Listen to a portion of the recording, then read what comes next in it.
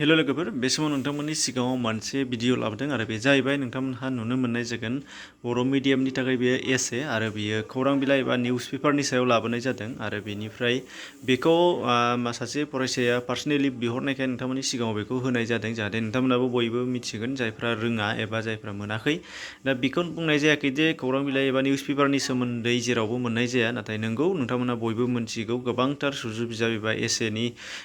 एसे बेफोरनि सायाव लिरनाय थाखायो रनसायावनो जा मायावनो जा एबा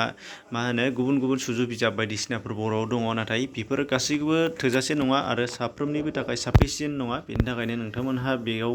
नायोबा बेनि बागै बेयाव माखासे मोननो हानाय जागोन गोदान एबा साबसिन बा बबेया साबसिन बेखौ नोंथांमोना अपसन हिसाबै बासिना लानो हानाय जागोन दा बे हिसाबैसो नोंथांमोननि सिगाङाव ओंखारदों मानो होनबा मार्केटआवबो गोबां एभेलेबल बिजाब ओंखारो बेयाव नेगेटिभिटि जेबो साननो नाङा दा जोङो नुनो मोननाय जागोन बेयाव नोंथांमोननो क्लास 10 लेभेलसिमनि होनाय जादों नाथाय बेयाव 10 लेभेल बा एसे ब्रड खालामबावनांगोन नाथाय जाय बिहरग्रा बिथाङा 8 लेभेलनि नालाय 8 लेभेलनि बेखौ बानायना हरनाय जादों आरो बेखौ 6-7आवबो लिरनो हानाय जागोन आरो बियो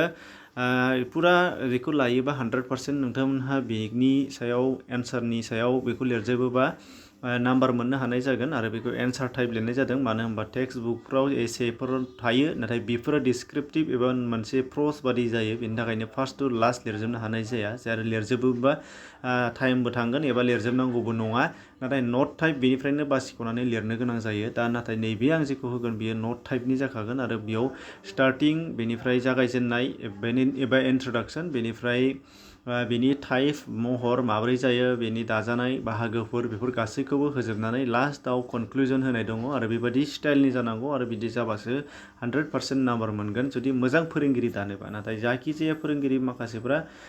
गोसोबा सोरबा फोरोंगिरिया ससि लिरबाबो होनो हागौ सोरबाया दानाबो जानो हागौ खिन्थु प्रपारलि जानांगौबा बेबायदि जानांगोन दा हिसाबै बेनिनो नोंथांमोननो बाहाय गोबाव खालामाजासे फरायनानै दिन्थिनो नागिरदों आरो जुदि मोजां मोनोबा नोंथांमोनहा लानो हागोन आरो गुबुनफोरनो जुदि नोंथांमोना स्टुडेन्ट नङाबा फोरमायना होनो हागोन शेयार खालामना हो जाहाथे बिथांमोना मोनहैनो हागोन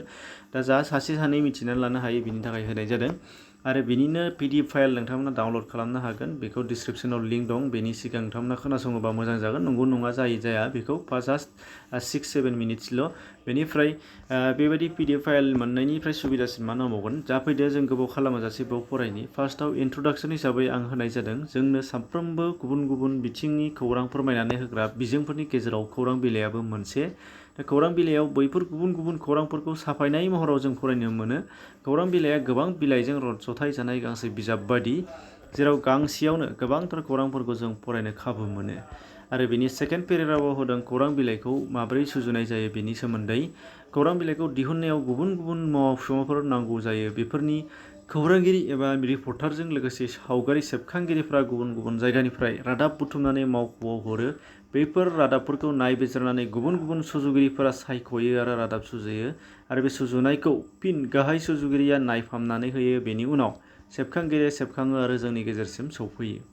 बिनिनो नेक्स्ट पेराग्राफाव दङ खौरां बिलाइया गुबुन गुबुन आयदाफोरखौ लानानै गुबुन गुबुन महरनि जायो जेरै सरासनस्रा खौरां बिलाइ रांखान्थिनि खौरां बिलाइ सावथुननि खौरां बिलाइ गेलेमुनि खौरां बिलाइ फालांगिनि खौरां बिलाइ बायदि बायदि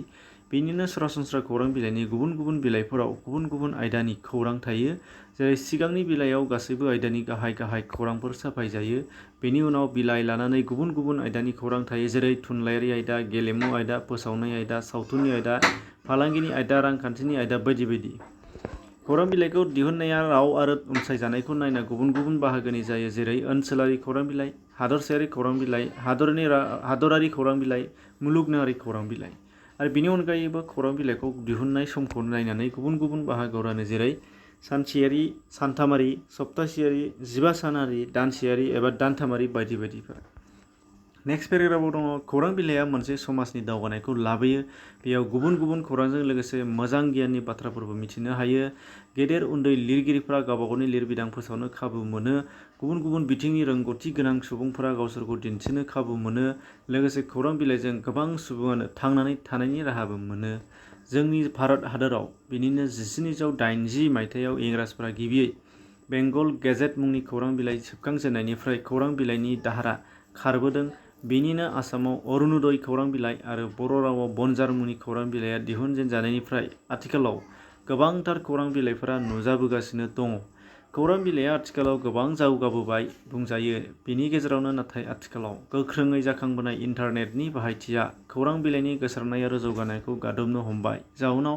गोबां खौरां बिलाइ अनसायगिरिफ्रा बाङाइ जाबोबाय। अदेबानि खौरां बिलाइनि बिहोमाया दि मोनसे राव, थुनलाइ आरो समाजनि थाखाय एंगारजाथावै। बेनिखायनो खौरां बिलाइखौ अनसायनांगौ जों बयनिबो बिबान। दा बेखिनि एसे सुंथाबै क्लास 8 लेभेलनि बेयो जथेस्थ' जागोन। बेनिफ्राय क्लास 10 एबा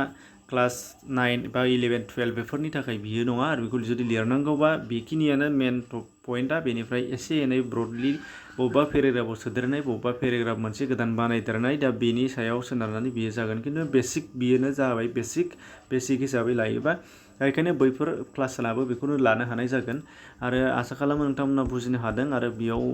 बेखिनि अनगायैबो गुबुन गुबुन फोरोंगिरिफ्रा गुबुन गुबुन बिनिफ्राय साबसिन माखासे लिरनो हाबावनोबो हागौ, बेयो बिथांमोननि खोथा। दा बेयाव जेबो नङा। आरो नोंथांमोननि गेजेराव बेबायदिनो सोरबाफोर गुबुन गुबुन माखासे एसे टाइप बा माबा माबि गुबुन गुबुन खौरांफोरनि सायाव बा गुबुन गुबुन भिडिअ लाबोजानो लुबैदोंबा बे कमेन्ट सेक्सनाव, बे भिडिअनि कमेन्ट सेक्सनाव बुंहरनो हागोन। आं जा हायो लेटुयैबाबो नायनानै फोसावना लानायनि खाबु मोनगोन एबा फोसावनानै होनो नाजागोन। दा बेखिनि एसेनोसै। गुबुन गुबुन फरायसाफोरनो शेयार खालामनानै हो, गाज्रि मोनहैनो हानाय जायो। गोजोन्थों।